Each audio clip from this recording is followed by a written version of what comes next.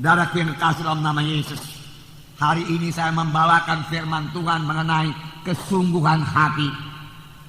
Sungguh-sungguh hati. Sungguh-sungguh hati mengikut Tuhan. Dengan segenap hati mengikut Tuhan.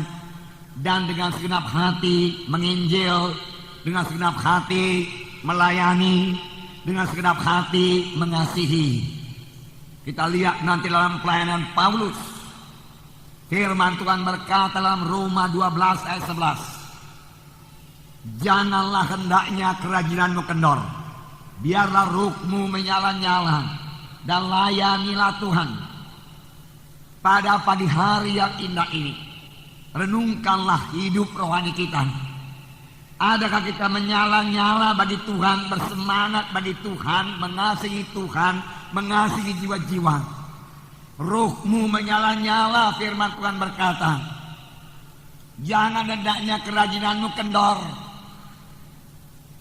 Bukan hanya rajin mengerjakan pekerjaan dunia ini, rajin mengerjakan pekerjaan Tuhan, rajin berdoa, rajin membaca firman Tuhan. Jangan kendor pada akhir zaman ini. Amin, saudara. Jangan itu berkurang. Setan mau menipu kita supaya kita lemah pada akhir zaman ini. Supaya semua perkara yang terjadi, gejolak yang terjadi, krisis yang terjadi pada akhir zaman ini memenuhkan pikiran kita. Kita tenggelam di dalamnya. Akhirnya membawa kita bingung. Bahkan lebih jauh bisa membawa kita menjadi takut dan khawatir. Sehingga kerajinan kita untuk perkara-perkara rohani kendor. Justru sebaliknya, pada akhir zaman ini, pada waktu krisis, pada waktu gejolak begini, pada waktu banyak kerusuhan, disitulah hendaknya kerajinan kita untuk Tuhan tidak kendor. Maka kita bertambah menyala-nyala, melayani Tuhan, membawa jiwa-jiwa kepada Tuhan.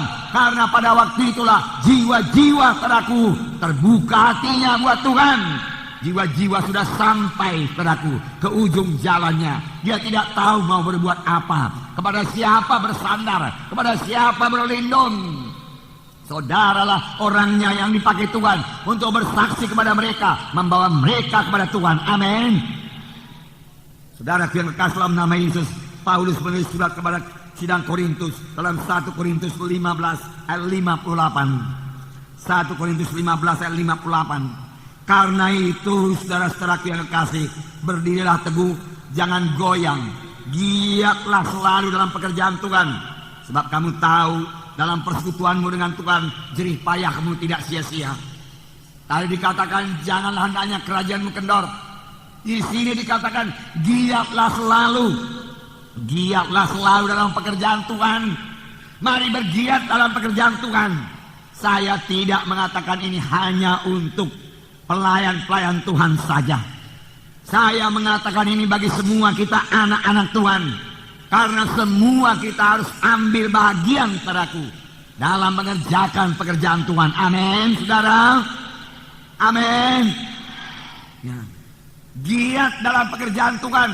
Itu adalah pekerjaan yang kekal, yang hasilnya kekal, yang seturut dengan kehendak Tuhan. Apakah yang sudah saudara perbuat buat Tuhan? Apakah yang sudah saudara berikan buat Tuhan? Biarlah Roh Kudus bicara kepada hati saudara pada pagi hari ini. Sungguh-sungguh Tuhan Yesus sungguh-sungguh melayani. Dalam Yohanes pasal 4 ayat 34. Tuhan Yesus sungguh-sungguh melayani. Yohanes 4 ayat 34. Kata Yesus kepada mereka, makananku ialah melakukan kehendak Dia yang mengutus aku dan menyelesaikan pekerjaannya. Mananku, Tuhan Yesus berkata, ini dikatakan Tuhan Yesus pada waktu murid-murid membawa makanan kepadanya, makanan badani. Tapi ada makananku, kata Tuhan Yesus, yang memberi kekuatan kepadaku. Makanan memberi kekuatan, makanan memberi kesegaran. Makanan badani memberi kesegaran badani, makanan rohani memberi kesegaran rohani. Banyak anak-anak Tuhan tidak segar rohaninya, tidak kuat melayaninya, tidak kuat rohaninya. Mengapa? Karena dia tidak melayani. Tuhan Yesus berkata, makananku ialah melakukan kehendak Dia yang mengutus aku, melakukan kehendak Dia yang mengutus aku dan menyelesaikan pekerjaannya. Baik Tuhan Yesus, pada akhir hayatnya dia berkata, sudah genap, selesai pekerjaanku. Alangkah puasnya itu, saudaraku. Paulus pada akhir hayatnya dia berkata, aku sudah menyelesaikan perlombaan. Aku telah menyelesaikan peperanganku, pergumulanku, pelayananku. Akhirnya mahkota kemuliaan tersedia kepadaku. Bagaimana pekerjaan saya? Bagaimana pekerjaan saudara? Saudara, kita datang kepada Tuhan bukan hanya untuk menerima berkat keselamatan, berkat kesembuhan, berkat materi dan lain-lain sebagainya, saudaraku. Kita datang, saudaraku, kita diselamatkan dan kita lahir baru. Kita menjadi anak-anak Tuhan, anggota tubuh Kristus yang punya fungsi dalam tubuh Kristus, yang punya pelayanan dalam tubuh Kristus. Kita harus menyelesaikan pelayanan kita. Amin. Selesaikan. Dan ini perlu tindakan, bahkan tindakan yang berani, tindakan yang banyak kali dikatakan oleh orang dunia ini tidak masuk di akal. Mengapa pekerjaan yang begitu baik ditinggalkan? Mengapa dunia ditinggalkan? Kalau memang panggilan saudara untuk sepenuhnya melayani Tuhan, saya berkata kepada saudara, tidak usah bimbang. Tuhan menyertai saudara. Hari-hari yang indah, hari-hari yang menang menyertai, menunggu saudara. Hari-hari yang sukacita, hari bersorak-sorai menunggu saudara. Puji Tuhan. Sungguh-sungguh. Tuhan hanya menerima yang sungguh-sungguh. Tidak ada separuh-separuh hati mengikut Tuhan. Tidak ada asal-asalan saja dalam pelayanan. Tuhan minta sungguh-sungguh. Ibrani 11 ayat 6, perhatikan. Ibrani 11 ayat 6. Di sini ada terdapat perkataan sungguh-sungguh. Tetapi tanpa iman tidak mungkin orang berkenan kepada Allah. Sebab barang siapa berpaling kepada Allah, ia harus percaya bahwa Allah ada dan bahwa Allah memberi upah kepada orang yang sungguh-sungguh mencari Dia. Segenap hati mencari Dia. Kepada siapa Tuhan memberi upah? Kepada siapa kesembuhan diberikan?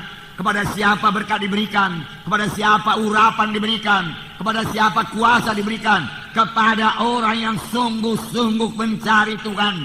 Kepada orang yang sungguh-sungguh berdoa. Kepada orang yang sungguh-sungguh berseru kepada Tuhan. Amin. Tidak ada separuh hati dalam mengikut Tuhan, saudaraku. Tidak ada separuh-separuh hati, saudaraku, dalam melayani, saudaraku. Tidak ada. Harus dengan sungguh-sungguh.